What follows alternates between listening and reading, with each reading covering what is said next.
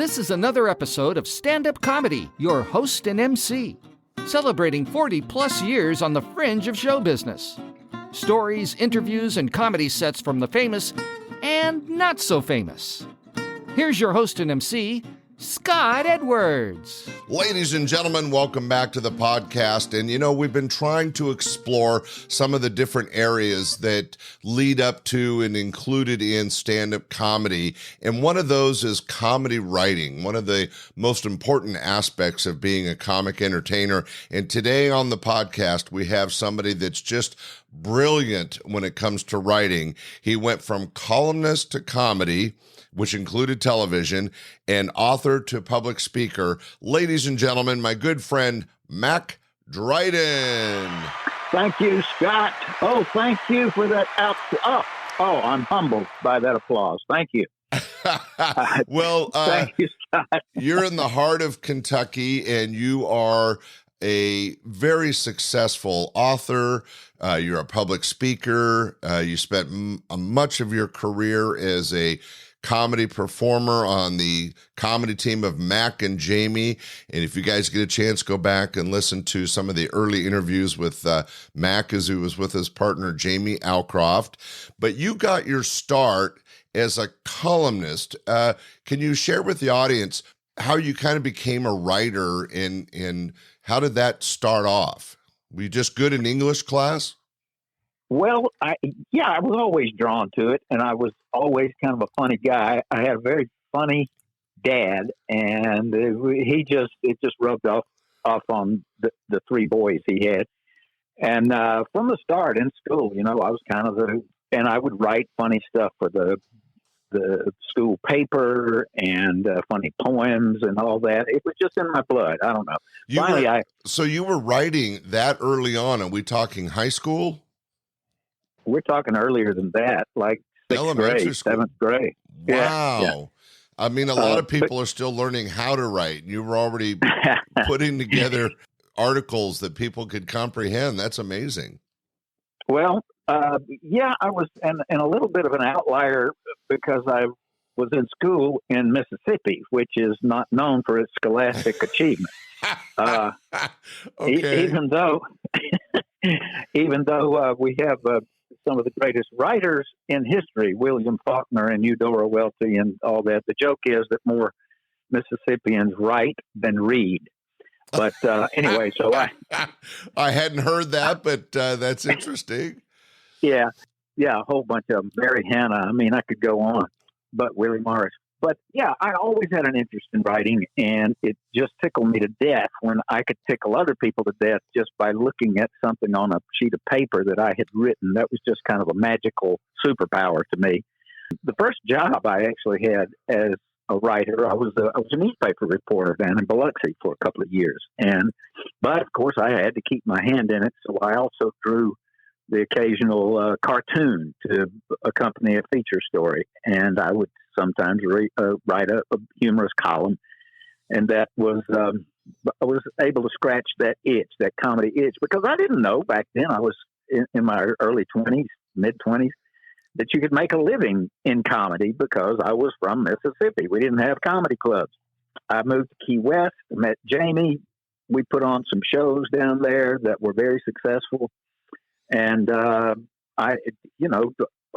it's just the fact that I was the writer of the two. Jamie was an outstanding improv performer, impressionist, and all these kind of things. But it wasn't in him to sit down with a blank sheet of paper and put words on it, And that was how I kind of excelled. And in fact, he had to basically drag me kicking and screaming on the stage. We're not ready. We haven't rehearsed it. Oh, it'll be fine. He was that kind of performer. You probably remember that. Yeah, he's a very strong personality, always upbeat. But I think, if you don't mind me saying, Mack, I think you jumped ahead a little bit. I wanted to dive into a little bit more. It sounds like your foundation as a writer came from those early days of high school and being a columnist. How did you pick the topics? I mean, I didn't know you did cartooning as well, because then you have to also be a bit of a graphic artist. But were you already at an early stage writing about what was funny at your school or what was funny in your neighborhood or town, or were you already seeing kind of the funny in life? Do you remember how that came along? Yeah, it was not that early. You know, I didn't have that many outlets to actually do anything with my comedy writing. It was, you know, I did reporting a lot for school paper and all that. I would sneak in a comedy column every once in a while. I remember in high school writing one about the table manners in our cafeteria, and that got a hoot out of some people. You know, I bet that was funny. Yeah. Title, what was it? Chomp, Slurp, Burp, I believe was the title of that particular. Chomp, Slurp, and Burp. That's sounds like high school cafeteria. So I got into college. I went to Ole Miss and then University of Southern Mississippi, and I actually did have a fairly regular column in the school paper there, and it was strictly comedy, and I just loved it and got, you know, I got some feedback that kind of gave me that rush you get, but I wasn't performing yet. Right. But you were getting a little reinforcement, a little support. Were you, I think maybe I was a little too vague on the question. Were you writing about what was funny in life, or did people bring you topics? How did you find your subject matter for this kind of early stage comedy writing? Well, it's the same thing as I do now, which is to find the shared experience. And at Moss Point High School, we all ate in the cafeteria. And so I wrote about things that everybody who would be reading the paper could relate to. I wasn't going to go off and talk about Brazilian lizards or something. I was going to talk about what people related to. And I would throw in, you know, I couldn't name names if I embarrassed people, but I could talk about individual teachers if I teased them gently and it was not an embarrassment, things like that. Then, well, I am going to move forward because I moved to Key West after I was a newspaper reporter in Mississippi, and that's where I met Jamie and where we put on these shows. And again, it was shared experience. I wrote basically a Saturday Night Live sketch show based on the weirdness of Key West. And you've been down there, haven't you, Scott? No, I have not. Oh, you haven't? I've had family have lived there and told me some of the unique aspects of Key West. So you have this foundation of writing about your immediate atmosphere that you're living in, and like you said, the shared experience of the people around you, and that carried you through high school and college. And when you get to Key West and you meet Jamie, you're already thinking about, you're in this new environment. It's a whole new subject matter, and you're off and running, writing about that already. Absolutely, because first of all, the first thing I did to make some money down there, I drew I did graphics. I drew cartoons mostly, and I created a cartoon calendar, and it was, you know, satirizing the Key West experience, which was easy to do. All you had to do was walk down the street and see the characters. And it was quite a mixture. It was the Cubans, the hippies, the art people, the gays, the drug dealers. I mean, it was a wash with characters, pirates. And when there's some people that have money down there, I mean, it's not a cheap place to live. So, oh no, absolutely. So you got quite a mixture of different types of people, and you were able to see and then express through your writing the lifestyles all being mixed in that kind of gumbo of life. Yeah, absolutely. And, and of course, everybody who was going to see this show we put on shows in the theater, everybody was from Key West. I mean, it's only 5 miles long and 3 miles wide, and about 20,000 people back then anyway. And so I was speaking directly to them. They walked off the street, parked their bikes, locked them up, and walked inside, and then saw Key West reflected to them in an exaggerated and satirical way. For example, they've got what they call palmetto bugs, which are these huge roaches, tropical roaches that are about, I don't know how to say, as long as a matchbook, you know, the big thing. And I had seamstress make me a costume, and I became a man-sized palmetto bug and infesting Jamie's apartment, and stuff like that. So were you, I'm just interjecting to ask a question. Were you, you were already with Jamie at this point. Was this you said you were doing some theater. Was it a kind of a play? You were writing a whole script for multiple characters. You transitioned from being a columnist to being a script writer at this point? Yeah, sketch writer, I would call it. But yeah, I cast it and, told people we're going to have auditions. And we had a cast of about, I would guess, maybe 10 people, 12 people who played multiple characters, just like on Saturday Night Live, of course, and had costumes and all that. Jamie was a stand-up comic in Key West at that time, and that's why I hooked up with him. And he was the best stand-up comedian in Key West, being the only stand-up comedian in Key West. But that's not to take away from his, not to diminish his talent. No, but that happened to be the truth. Yeah, proud crown to wear. That's interesting. Great. So actually, we won a comedy team. We were just working together because he was the. I left him a note at the station. But he was on a radio station part time, and I think we told you this story. And I wanted to do this show, and I left him a note and said, "You're one of the funniest men in Key West. I'm the other one. Let's get together." And we did, and the rest is history. But we did 3 shows, I think, in the theater in Key West before we started putting the act together and started driving twice a week up to Fort Lauderdale to appear on the comics at the comic strip, and that's where the act came from. But well, I think that's interesting, though, because one of the reasons I wanted to chat with you, Mack, is that you are such a prolific writer, but even I, as your friend, wasn't aware of this transition from columnist to skit writing to, and you start working on these theater pieces. And then you guys kind of formed a comedy team, and you said the rest is history. But just to make sure the audience understands, Mack and Jamie has to be one of the premier comedy teams of the 80s, 90s, and into the 2000s. You guys started off as pretty quickly moving into headlining gigs, toured all over the world, doing as one of the top comedy teams, and actually ended up with your own TV show called Comedy Break.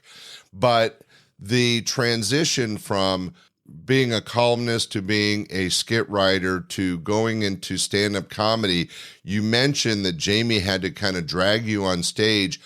As I know, because we're friends, you're kind of more of an actor, and you were a writer, and then you kind of started acting. Was stand-up comedy a tough transition, or did it come pretty easy for you? Oh no, no, it was horrible. I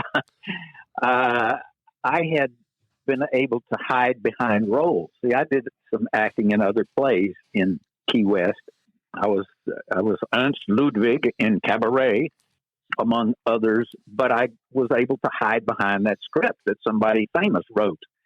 And then when it got to, but what hooked me on going for stand-up, I think, was that when we did these sketch shows satirizing Key West, the first time I went on stage and performed something I had written and heard other people perform something I had written and getting howls of laughter, that was like a drug to me. It was like, oh boy, I want to do a lot of this. This is what I want to do for the rest of my life if somebody will pay me for it. And, as it happened, I was able to improve and to turn that into a lifetime career. I've been doing it for over 40 years now. And, I just think it's so great that you went from being a columnist where you kind of heard that people enjoyed your comedy writing to what every comic entertainer will tell you is that addictive feeling of adrenaline and joy when you're on stage and you get that immediate reaction Yeah. to something you're doing. It really is a special feeling, isn't it? Oh, it absolutely is. I mean, immediate satisfaction and reward, and you know when you're doing well, and you know when you're not immediately too. You know, you've thrown those bricks before that you think is going to be so funny, and then flop sweat pops out of your, forehead, and it's like, oh my gosh. But you learn, and our batting average got better with every performance. The first time we'd put, 6 new little pieces on stage, 2 of them would work. The next time we put 6 pieces on stage, 3 of them would work, and we got better and better. And then we finally got to be like 9 out of 10. You're back, just experience. You know how that goes. You've been on stage enough to know that too. Right. And it's so true that you have to be consistent and prolific in your writing. Now, you made it clear that Jamie is more of an actor, more of a he took naturally to improv and comedy that way. Now you're doing most of the writing. I'm sure that Jamie and you would sit down and rehearse, and he would help find the funny in moments. But is this something you're doing every day? What I wanted to share with the audience is that I'm always stressing the importance of writing and how it's the backbone that makes stand-up comedy really work. And some people have shared that they had to write every day. Jerry Seinfeld, Ed Solomon, there's a few people that are really good writers, but they really work at it. I feel like you're that way. Well, if I'm not actually writing, I'm gathering ideas. I've practically always, since my reporter days, have kept a little notebook and a pen on my person at all times, because something will occur to me and I'll think, oh man, that'd be a great premise for a bit. Let me write that down. Because if I don't, then I'll just say, oh, I'll remember that. I won't. I'll forget. What was that bit? I was walking through the mall and I passed the shoe store, and oh, that was funny, but what the heck was it? And so if you don't write it down, that is a major part of the creative process for me anyway, is just recognizing things out there in the world that everybody goes to the mall, everybody stops at the gas station, everybody stays in a hotel. I mean, it's those shared experiences that, Seinfeld is just a master at. I mean, he can make a 5-minute bit on losing a sock in a washing machine, I mean, it takes work. Well, I think it's interesting that you use the term reporting, and I think that's exactly what it is. I think stand-up comics, in a way, are reporting to the audience about life around us. And the fact that you took your skills as a writer and a reporter columnist, and mix that with comedy, I mean, you took that process that you learned as a younger writer, and when you came into comedy, that really made it easier, because both of us know stand-up comics that really struggle to write, they love to perform, but it's difficult for them to sit down with a pen and paper and figure out what they're going to say. And a lot of them, like Robin Williams, would prefer to just wing it and use that Rolodex in their head. But most stand-up comics need to learn to write, and it's a challenge. And for you, it felt very natural, and you had a process you developed, that process being like a reporter, noting the funny in life. Any way to expand on that? Is it what makes something funny? Oh boy. I've forgotten, maybe you can, since we're in the comedy business so long, there was some comedian, and I'm sorry, I've forgotten who it was, who said that comedians have a third eye. They see the funny in things. And I think that it's true. People have asked me many times, can you teach somebody to be funny? I think the short answer to that is no. You can't teach them to be funny. You can coach them how to develop habits, and one of them is like you're talking about, keep those antenna up. And if you see something that you think people will relate to, and there's that moment when I've got a bit in my act where I talk about, and I'm in hotels a lot because of the corporate thing, and I say, oh, I love my room. That knew it was a fancy place when I walked in my room and saw that $7 bottle of water in there for my convenience. And I'm thinking it must be a real hassle for them to keeping up with the accounting and everything. So for their convenience, I drank mine and filled it back up in the sink. And people get a good, $7 for a beverage. If I don't get a buzz, I ain't paying, And it's that kind of thing where everybody has gone into that. Not everybody, but most people have gone into that hotel and they got water for sale in your room, and it kind of rankles you. I want a drink of water. I don't want to pay somebody for it, and so you keep that antenna up all the time and take that note, because boy, for me anyway, it evaporates as soon as I walk through the next door if I don't write it down. And talking about reporting, by the way. I actually I combined my journalistic skills with my comedy skills, and I used to write a ton of satirical news stories, and I did that on a couple of shows. On Comedy Break, for one thing, we'd have a little news break. We couldn't do much topical stuff, but I just ran across one from way back. I got it in front of me.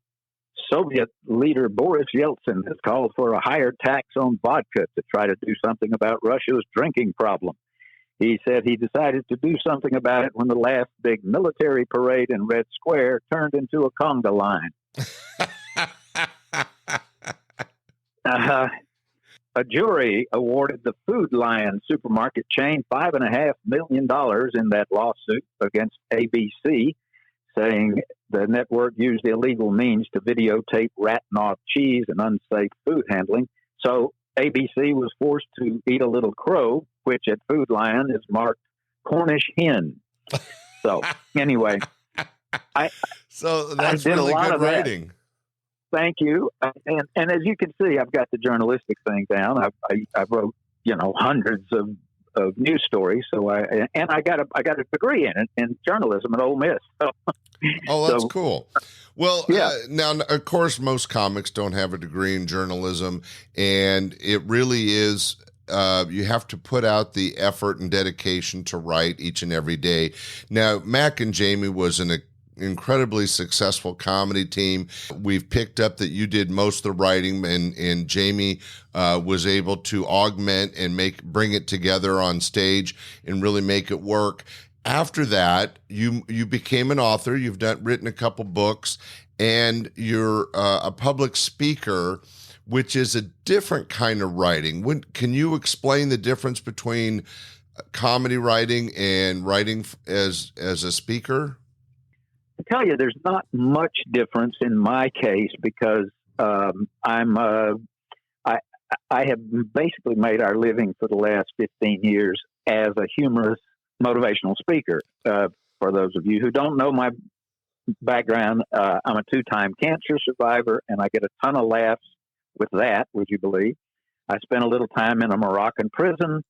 I survived a near-fatal marriage, and the sharks of showbiz and all that. And I pull all of that together it's basically Laugh to the Top, a hilarious guide to achieving your goals, because I've achieved a lot of different goals in my life, particularly for a kid who grew up in a paper mill family in a small town in Mississippi.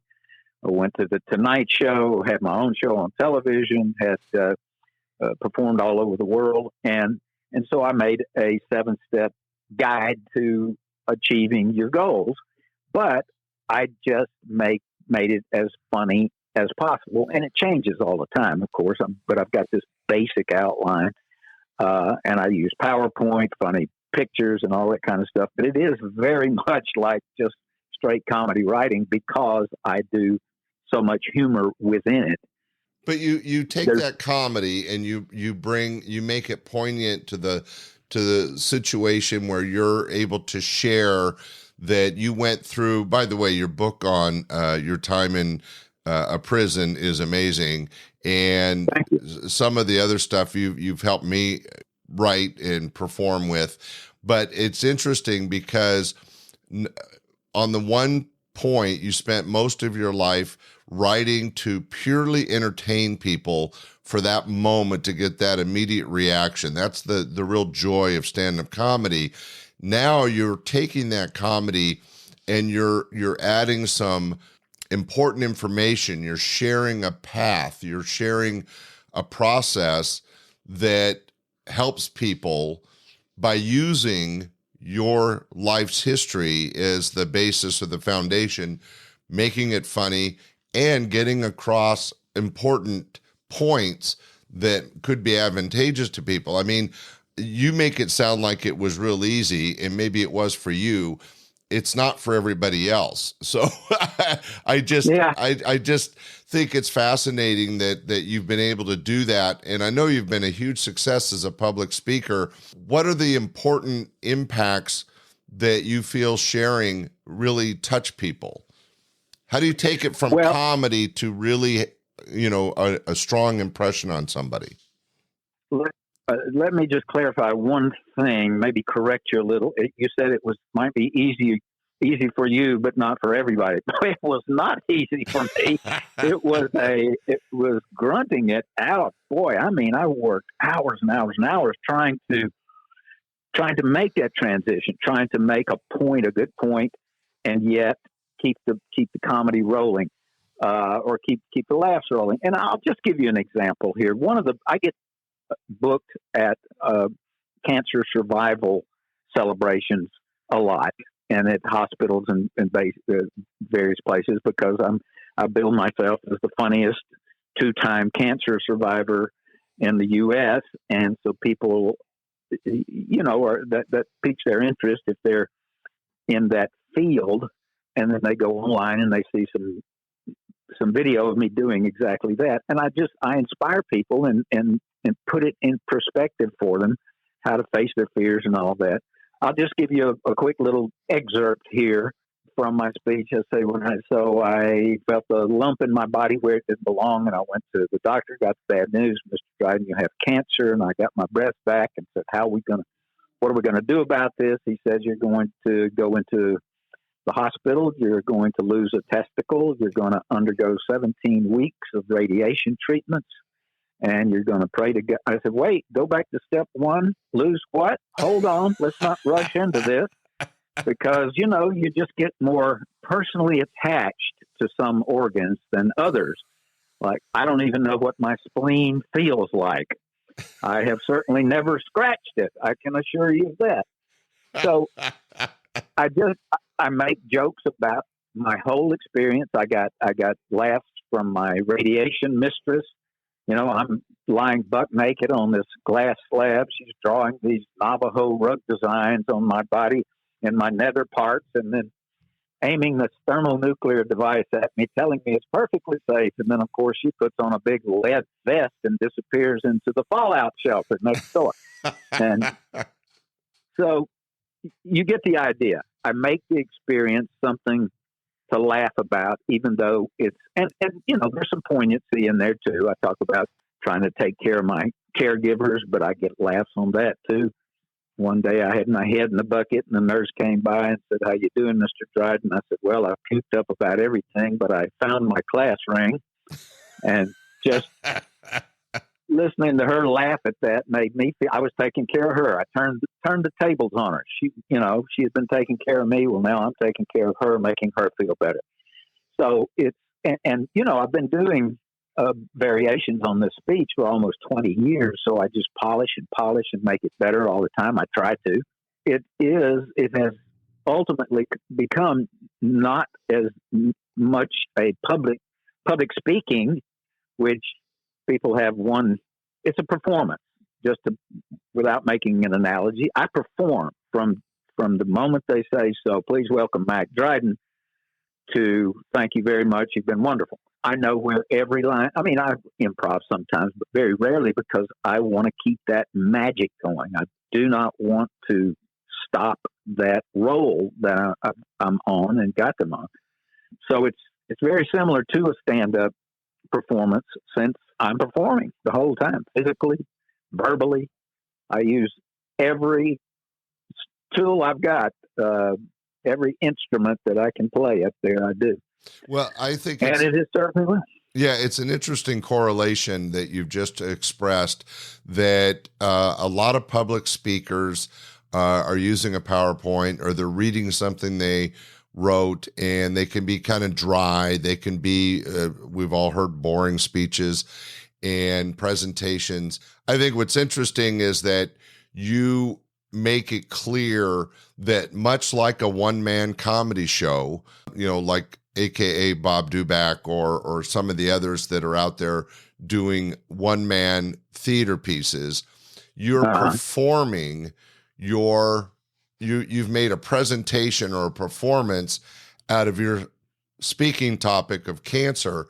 And what that does is helps you share the information, but in a much more entertaining and engaging way. And it's been said many times by me that the key to entertainment is engaging with the audience.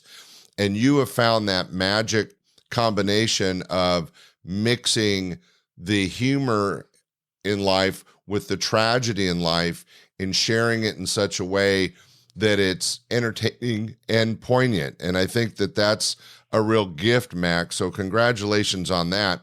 I wanted to touch on briefly that you've also, in your later years, were able to take your talents and share them. You've done some punch-up work for me.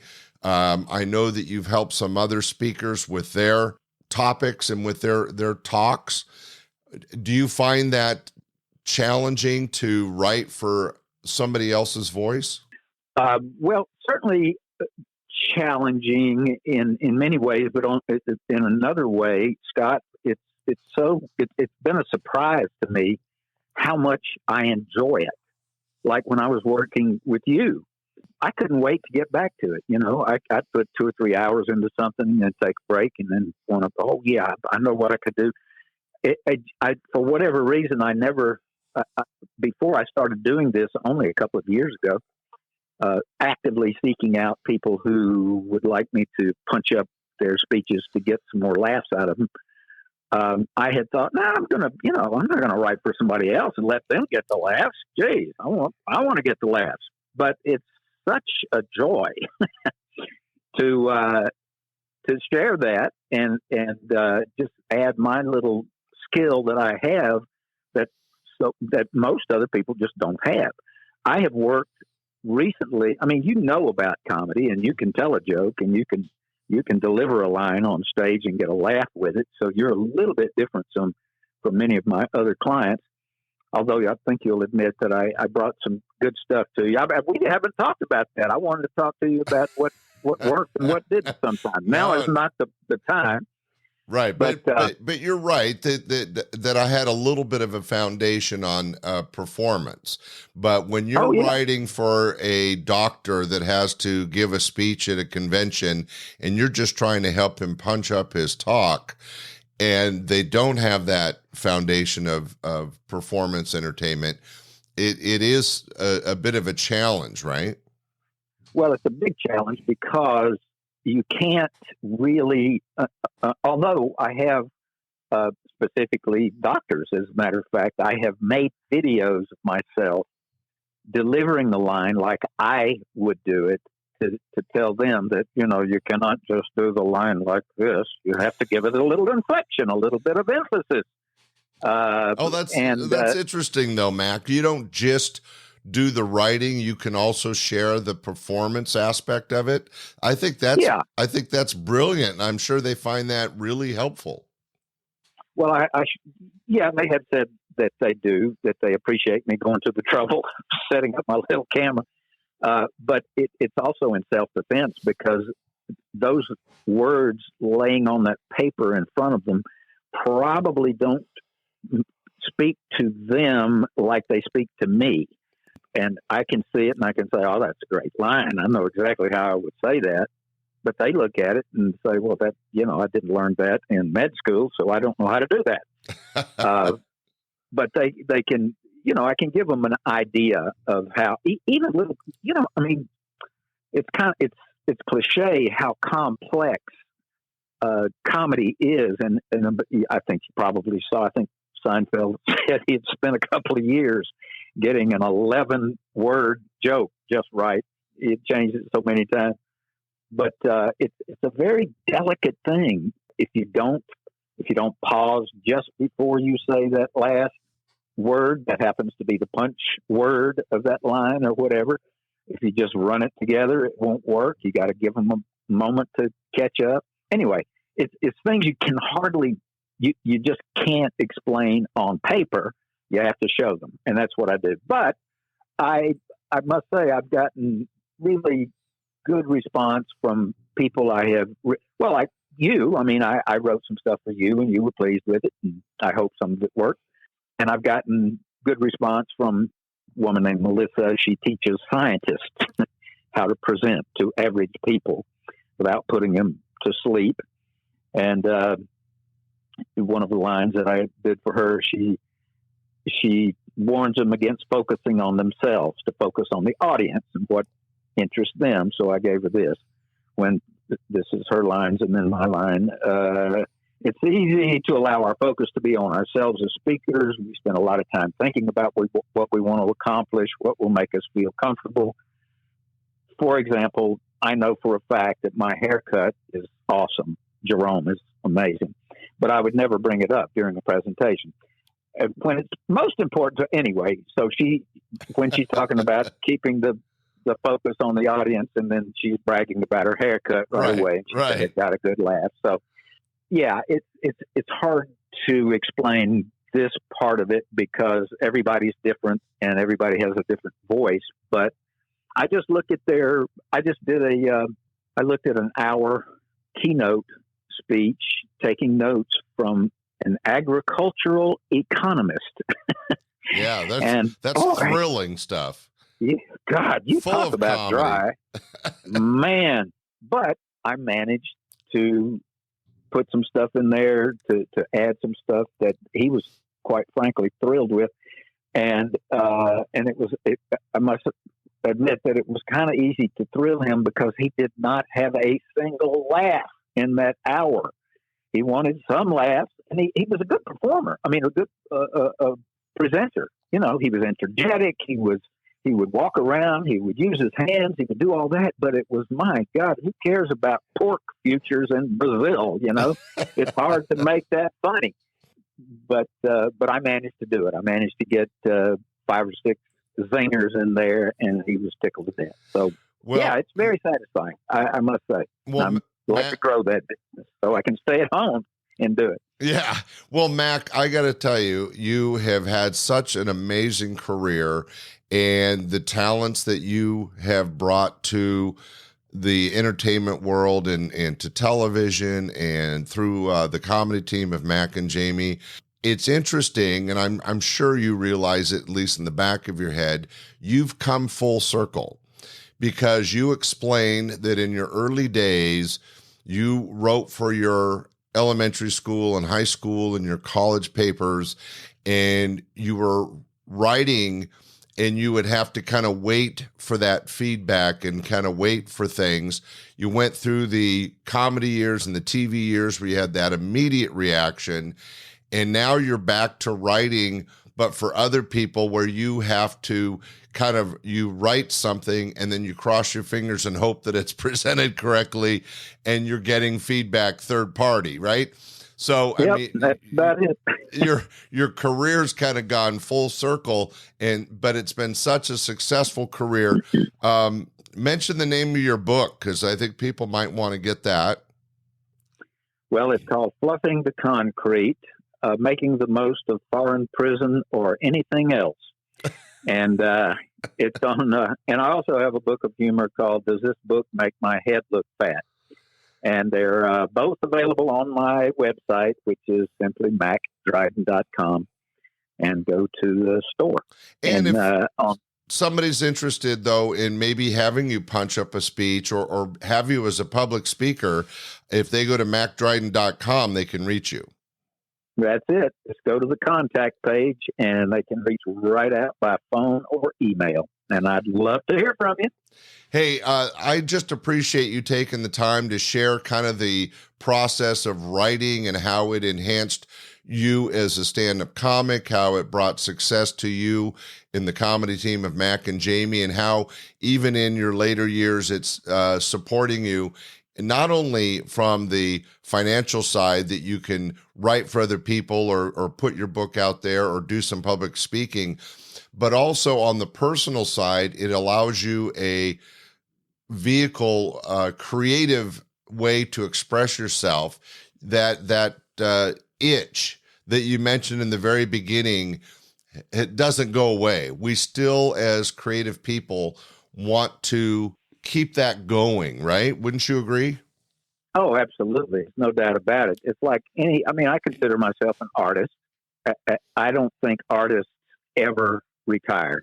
If they lose interest because of whatever reason, that's one thing. But if they still have that fire in the belly and want to create, that's why George Burns almost made it to a show on his 100th birthday. Not quite, but he was still doing stand-up in his 90s. And I aspire to that. But writing is something, of course, that you can do forever as long as you've got your wits about you. And I'm trying to stay fit enough and healthy enough to keep mine about me for a while. But I will always write. I think I enjoy writing. Even if it's a funny letter to a friend, I get my kicks doing that as well. But, it's been a real gift to society to have you be a part of everything, and from the television, from the stage performances to your books and the writing that you've helped in other people's speeches. There's a lot of Mack Dryden out there, and for me, and you've been very beneficial to me. Thank you. And thank you for sharing all this on the podcast. Mack, you're a good friend, and I think what you share about comedy writing is so important, and I hope our listeners have gotten something from everything you shared today. Thank you so much. Thank you, Scott. Really appreciate it. Good talking to you, buddy. Ladies and gentlemen, thank you for sharing this moment in this interview with Mack Dryden, talking about comedy writing. We'll be back next week with another great show. Thanks for listening. Be sure to tell your family and friends, and we'll see you next week. Bye. We hope you enjoyed this episode of Stand-Up Comedy, Your Host and MC. For information on the show, merchandise, and our sponsors, or to send comments to Scott, visit our website at www.standupyourhostandmc.com. Look for more episodes soon and enjoy the world of stand-up comedy. Visit a comedy showroom near you.